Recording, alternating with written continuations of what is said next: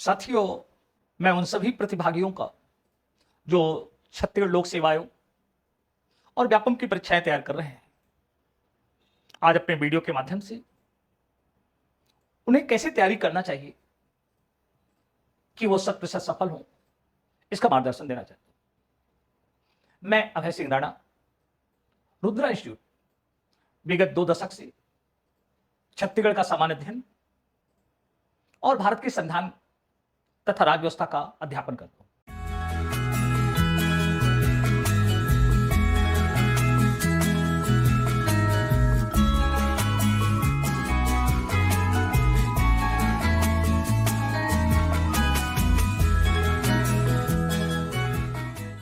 अगर हम प्रतियोगी परीक्षाओं को छत्तीसगढ़ के संदर्भ में देखें तो सबसे महत्वपूर्ण पक्ष भारत का संविधान और राज्य व्यवस्था है।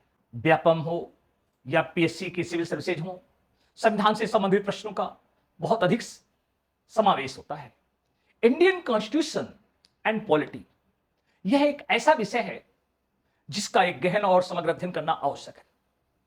साथियों, आगामी कुछ दिनों में व्यापम की अनेक परीक्षाओं का आयोजन होना है, जिनमें छात्रावास अधीक्षक, पटवारी, राजस्व निरीक्षक आदि परीक्षाएं सबसे महत्वपूर्ण हैं।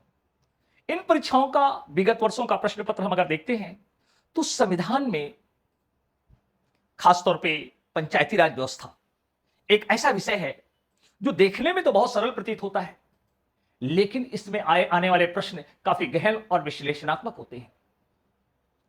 जैसा कि आप सब जानते हैं कि भारत का संविधान एक बृहद संविधान है। इस संविधान के तहत हमारे देश की शासन प्रणाली को मुख्यतः 2 भागों में वर्गीकृत किया जाता है। संघात्मक सरकार अर्थात यूनियन गवर्नमेंट, प्रांतीय सरकारें अर्थात राज्य सरकारें। अगर हम देखें तो संवैधानिक तौर पे शासन की 2 स्तर हैं, केंद्र और राज्य। इसी शासन प्रणाली को हम संघात्मक प्रणाली या यूनियन गवर्नमेंट सिस्टम कहते हैं। भारत में संघात्मक प्रणाली हमारे संविधान निर्माताओं ने कनाडा की व्यवस्था से ग्रहण किया है। इस संघात्मक प्रणाली के तहत हमारे मूल संविधान में भाग 4 directive principle of the state, नीति निर्देशक तत्व जिसे राज्य का कल्याणकारी स्वरूप कहते हैं, इसमें अनुच्छेद 40 में यह निर्देश दिया गया था कि राज्य अपने यहां लोकल बॉडी या स्थानीय स्वशासन के तहत पंचायतों की स्थापना करे। किंतु अगर हम 1950 से लेकर अब तक का विश्लेषण करें अपनी शासन प्रणाली में, तो दुर्भाग्य यह रहा कि लंबे समय तक राज्यों ने ग्रामीण स्थानीय निकाय, जिन्हें कि भारतीय संविधान में पंचायत कहा गया है, उनकी उपेक्षा की। यह एक संवैधानिक बाध्यता नहीं थी, क्योंकि मूल संविधान में यह राज्यों की इच्छा पर छोड़ दिया गया था। किंतु समय के साथ हमारे यहां पंचायती राज के विकास में महत्वपूर्ण योगदान बलवंत राय मेहता समिति का है। इस समिति को पंचायत राज का शिल्पी कहा जाता है। इस समिति का गठन सामुदायिक विकास कार्यक्रमों की समीक्षा के लिए किया गया था। इस समिति ने अपनी रिपोर्ट में भारत में त्रिस्तरीय संवैधानिक व्यवस्था, त्रिस्तरीय पंचायती राज प्रणाली की स्थापना का सुझाव दिया।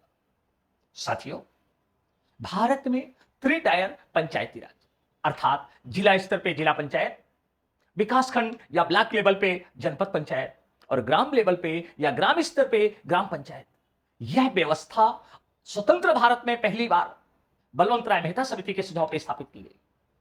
भारत में पंचायतों की यह व्यवस्था 2 अक्टूबर 1959 को सर्वप्रथम राजस्थान के नागौर से प्रारंभ की गई। लेकिन दुर्भाग्य यह था कि उस समय भी पंचायतें राज्य की इच्छा पर निर्भर थी। यह एक संवैधानिक बाध्यता नहीं थी, न इन्हें कोई विशेष अधिकार प्राप्त था, न इनका समय पर निर्वाचन होता था। किंतु हर कोई चाहता था कि भारत में लोकल इंस्टीट्यूशंस को सही अधिकार प्राप्त हो। अब के लिए रोचक तथ्य यह है कि राज्य के तहत स्थानीय शासन में नगरीय स्तर की संस्थाओं को म्युनिसिपैलिटीज कहा जाता है, और जिनके विषय में आप सब जानते हैं कि यह नगर निगम, नगर पालिका, नगर panchayat, municipal corporation, municipal council and municipal panchayat के नाम से जानी जाती है। ये नगरीय व्यवस्था है। उसी प्रकार ग्रामीण व्यवस्था को जिला पंचायत, जनपद पंचायत और ग्राम पंचायत के नाम से जाना जाता है। आजादी के बाद विभिन्न राज्य सरकारों और केंद्र सरकार ने पंचायतों और स्थानीय निकायों को अधिकार देने के लिए सतत प्रयास किए, लेकिन यह एक संवैधानिक बाध्यता नहीं थी, इसलिए कमजोर रहे। 1977 केंद्र में सत्ता परिवर्तन होता है और वहां पर एक गांधीवादी सरकार प्रधानमंत्री मोरारजी देसाई के नेतृत्व में गठित होती है, जिसे हम जनता पार्टी सरकार कहते हैं। इन्होंने नए सिरे से यह वादा किया कि हम बापू के ग्राम राज्य की अवधारणा को लागू करेंगे। तत्कालीन जनता पार्टी सरकार ने 1977 में अशोक मेहता समिति का गठन किया कि पंचायतों के क्षेत्र में वो एक नए सुधार का सुझाव दे। अशोक मेहता समिति ने दिसंबर 1978 में अपनी रिपोर्ट दी, जिसमें 132 सुझाव थे, जिनमें सबसे महत्वपूर्ण सुधार, जिनको लेकर अच्छे और बुरे पक्ष दोनों थे, कि उन्होंने यह सुझाव दिया 3 टायर की पंचायती व्यवस्था को 2 टायर अर्थात जिला पंचायत और मंडल पंचायत में गठित किया जाए तथा ग्राम पंचायत को खत्म कर दिया जाए और 15 से 20 ग्राम पंचायतों को मिलाकर एक मंडल पंचायत बनाया जाए। अशोक मेहता समिति ने एक यह सुझाव भी दिया कि अब पंचायतों को दलगत आधार पर निर्वाचन होना चाहिए तथा जिले में जो नियामिकी लॉ एंड ऑर्डर के कार्य हैं, ये जिला प्रशासन संभाले, किंतु विकास संबंधित कार्यों के लिए एक अलग ढांचा बनाया जाए और जिसके लिए विकास अधिकारी का पद बनाया जाए। बलवंत राय मेहता समिति दुर्भाग्य से उसके सिफारिश से लागू नहीं हो पाई, क्योंकि जनता पार्टी सरकार 1980 में पतन हो गया। मात्र भारत के 2 राज्य पश्चिम बंगाल और कर्नाटक ने आंशिक रूप से अशोक मेहता समिति की रिपोर्ट को लागू किया। साथियों, समय गुजरता गया। 1984 से लेकर 89 1984 टू 1989 भारत के युवा और ओजस्वी प्रधानमंत्री राजीव गांधी का काल था। राजीव गांधी भारत को 21वीं शताब्दी की ओर ले जाना चाहते थे। उनकी उम्मीदें और अपेक्षा थी कि भारत एक विकसित और एक समृद्ध राज्य बने, जहां पर गरीबी का नामो निशान ना हो। उन्होंने सत्ता के विकेंद्रीकरण और बॉटम लेवल पर विकास के लिए कार्य करने की निर्णय लिया। इसके लिए उन्होंने कई समितियां गठित की, जिनमें जीवी की राव समिति, थुंगन समिति, लक्ष्मीबल सिंघवी समिति आदि महत्वपूर्ण है, जो कहीं ना कहीं स्थानीय ग्रामीण प्रशासन से संबंधित थी। सबसे उल्लेखनीय जीवी के राव समिति थी, जिसने तत्कालीन पंचायती राज व्यवस्था पर कटाक्ष करते हुए पंचायती राज संस्थाओं को ग्रास विदाउट रोड्स की संज्ञा दी, अर्थात जो संस्थाएं ऊपर से हमें फली फूली दिखाई देती हैं लेकिन उनका आधार मजबूत नहीं है। हम तो कहते हैं कि हमने सत्ता को स्थानीय स्तर पर विकेंद्रीकरण कर दिया, लेकिन विकेंद्रीकरण वस्तुतः अभी भी कुछ प्रभु समाज या जातियों के पास केंद्रित था। अंततः लक्ष्मीबल सिंघवी समिति की सिफारिश के आधार पर भारत सरकार ने पंचायती राज संस्थाओं को संवैधानिक दर्जा देने का प्रयास किया।